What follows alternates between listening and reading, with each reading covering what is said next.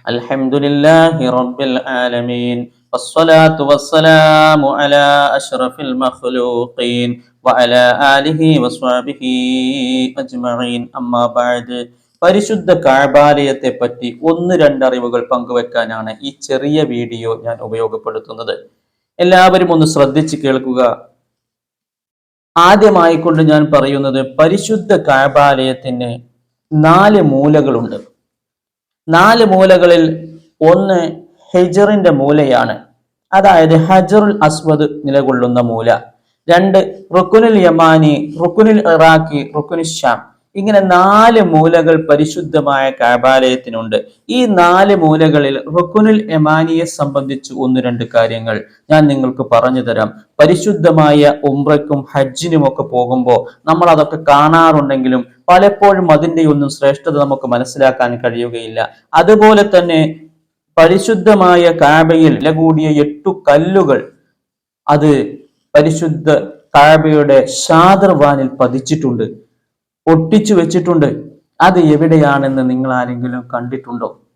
പരിശുദ്ധ ഷാദർവാനിൽ ഒട്ടിച്ചു വെച്ച പരിശുദ്ധ കല്ലുകൾ, വില കൂടിയ കല്ലുകൾ, അത് എവിടെയാണെന്ന് എത്ര പ്രാവശ്യം ഉംറയ്ക്ക് പോയവരുണ്ട്? ഇതിൽ 2ഉം 3ഉം പ്രാവശ്യം ഉംറയ്ക്ക് പോയവരില്ലേ? നിങ്ങൾ കണ്ടിട്ടുണ്ടോ? ഇല്ലെങ്കിൽ ഇനി ശ്രദ്ധിക്കാൻ വേണ്ടിയാണ് ഞാൻ ഇത് പറയുന്നത്. ആദ്യമായിക്കൊണ്ട് ഞാൻ പറയുന്നത് റുക്കുനുൽ യമാനി. പരിശുദ്ധ കഅബയുടെ തെക്ക് പടിഞ്ഞാറ് മൂലയിലാണ് റുക്കുനുൽ യമാനി ഉള്ളത്. ഈ റുക്കുനുൽ യമാനിയുടെ ഭാഗത്ത് കിസ്വയുടെ കുറച്ച് ഭാഗം ഇങ്ങനെ ഒഴിവാക്കി ആ കല്ല് കാണുന്ന രൂപത്തിൽ ഇട്ടതായി നമുക്ക് കാണാൻ കഴിയും. അവിടെ മുത്തലും അവിടെ ചുംബിക്കലും വളരെ വളരെ ശ്രേഷ്ഠമായ കാര്യമാണ്. മഹാനായ അബ്ദുല്ലാഹിബിൻ ഉമർ റളിയല്ലാഹു അൻഹു പറയാണ്, അദ്ദേഹം റിപ്പോർട്ട് ചെയ്യുന്ന ഒരു ഹദീസിൽ നമുക്ക് കാണാൻ കഴിയും, നിശ്ചയം റുക്കുനുൽ യമാനിയെയും ഹജറുൽ അസ്വദിനെയും സ്പർശിക്കുന്നത് പാപങ്ങൾ പൊറുക്കപ്പെടുന്നതാണ്, പാപങ്ങൾ പൊറുക്കപ്പെടാൻ കാരണമാകുന്ന ഒന്നാണ്. റുക്കുനുൽ യമാനിയെ സ്പർശിക്കുക, റുക്കുനുൽ യമാനിയെ തൊടുക എന്നുള്ളതും ഹജറിനെ തൊടുക, അതായത് ഹജറുൽ അസ്വദിനെ തൊടുക എന്നുള്ളതും പാപങ്ങൾ പൊറുക്കപ്പെടാൻ കാരണമാകുന്നതാണ് എന്ന് മഹാനായ അബ്ദുല്ലാഹിബിൻ ഉമർ റളിയല്ലാഹു അൻഹു റിപ്പോർട്ട് ചെയ്യുന്ന ഒരു ഹദീസിൽ നമുക്ക് കാണാൻ കഴിയും. അതുകൊണ്ടാണ് റുക്കുനുൽ യമാനിയുടെ ഭാഗത്ത് കുറച്ചിങ്ങനെ ഒഴിച്ചിട്ടിട്ടുള്ളത്. അവിടെ തൊടാൻ വേണ്ടിയിട്ടാണ്. അവിടെ ആളുകൾ ഇങ്ങനെ തിക്കും തിരക്കും കൂട്ടുന്നത് നമ്മൾ കണ്ടിട്ടുണ്ടാവും. ഹിജറിന്റെ അവിടെ തന്നെ, അതായത് ഹജറുൽ അസ്വദിന്റെ അവിടെ തന്നെ ഇങ്ങനെ തിരക്ക് കൂട്ടുന്നത് പോലെ റുക്കുനുൽ യമാനിയുടെ ഭാഗത്തും ആളുകൾ ഇങ്ങനെ തിരക്ക് കൂട്ടുന്നത് അബ്ദുല്ലാഹിബിൻ ഉമർ റളിയല്ലാഹു അൻഹു പറഞ്ഞ ഈ ഹദീസൊക്കെ പഠിച്ചത് കൊണ്ടാണ്. അതുകൊണ്ട് ഇനി പോകുമ്പോൾ നമുക്ക് അവിടെയൊക്കെ ഒന്ന് തൊട്ടുമുത്തണം ഇൻഷാ അല്ലാഹ്. തൊട്ടുമുത്താത്തവർക്കും അവിടെ മുത്താത്തവർക്കും വേണ്ടിയാണ് ഞാൻ പറയുന്നത്.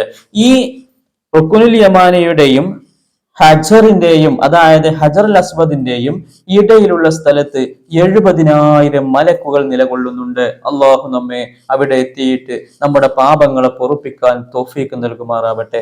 70,000 മലക്കുകൾ കഅബാലയം സൃഷ്ടിച്ച അന്ന് മുതൽ അവിടെ നിലകൊള്ളുകയാണ്.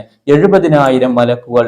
എന്നിട്ട് ഹജറുൽ അസ്വദിന്റെയും അതുപോലെ തന്നെ റുക്കുനുൽ യമാനിയുടെയും ഇടയിലുള്ള സ്ഥലത്തെ പറ്റിയാണ് ഞാൻ ഈ പറഞ്ഞത്. അതിനിടയിൽ 70,000 മലക്കുകൾ നിലകൊള്ളുന്നു. ഇനിയോ മഹാനായ മുജാഹിദ് റളിയല്ലാഹു അൻഹു റിപ്പോർട്ട് ചെയ്ത ഒരു ഹദീസിലുള്ളത് ഞാൻ പറഞ്ഞു തരാം, ശ്രദ്ധിക്കുക. റുക്കുനുൽ യമാനിയുടെ മുകളിൽ കൈവച്ച് പ്രാർത്ഥിച്ചാൽ ഉത്തരം ലഭിക്കാതിരിക്കുകയില്ല. മഹാനായ മുജാഹിദ് റളിയല്ലാഹു അൻഹു പറയാണ്, കാരണം റുക്കുനുൽ യമാനിയുടെയും ഹജറുൽ അസ്വദിന്റെയും ഇടയിൽ 70,000 മലക്കുകൾ നിലകൊള്ളുന്നു. അതുകൊണ്ട് ആ 70,000 മലക്കുകൾ നിലകൊള്ളുന്നത് കൊണ്ട് അവിടെ നിന്നുകൊണ്ട് പ്രാർത്ഥിച്ചാൽ, അവിടെ വെച്ചുകൊണ്ട് പ്രാർത്ഥിച്ചാൽ ഉത്തരം ലഭിക്കുമെന്ന് മഹാനായ മുജാഹിദ് റളിയല്ലാഹു അൻഹു റിപ്പോർട്ട് ചെയ്യുന്നുണ്ട്. ഇനി 8 കല്ലുകൾ കഅബയുടെ വാതിൽ കഴിഞ്ഞതിന് ശേഷം താഴെ ഒരു ഷാദർവാൻ എന്ന് പറയുന്ന കഅബയുടെ 4 ഭാഗത്തുമുള്ള ഒരു തിട്ടുണ്ട്. ആ തിട്ടില് കഅബയുടെ വാതിൽ കഴിഞ്ഞതിന് ശേഷം തൊട്ടപ്പുറത്തായിക്കൊണ്ട് 8 കല്ലുകൾ, രത്നക്കല്ലുകൾ, ചതുരാകൃതിയിലുള്ള കല്ലുകൾ പതിച്ചിട്ടുണ്ട്. അതിന്റെ ഫോട്ടോയാണ് ഈ കാണുന്നത്. ആ കല്ലുകൾ പതിച്ച ആ സ്ഥലം, അവിടെയൊക്കെ ദുആക്ക് ഉത്തരം ലഭിക്കുന്ന സ്ഥലമാണ്. അത് അവിടെ ആളുകൾ നിസ്കരിക്കാൻ വേണ്ടി കൊണ്ട് പണ്ട് കാലങ്ങളിലെ തിരക്കും തിക്കും കൂട്ടുമായിരുന്നു അത്രേ.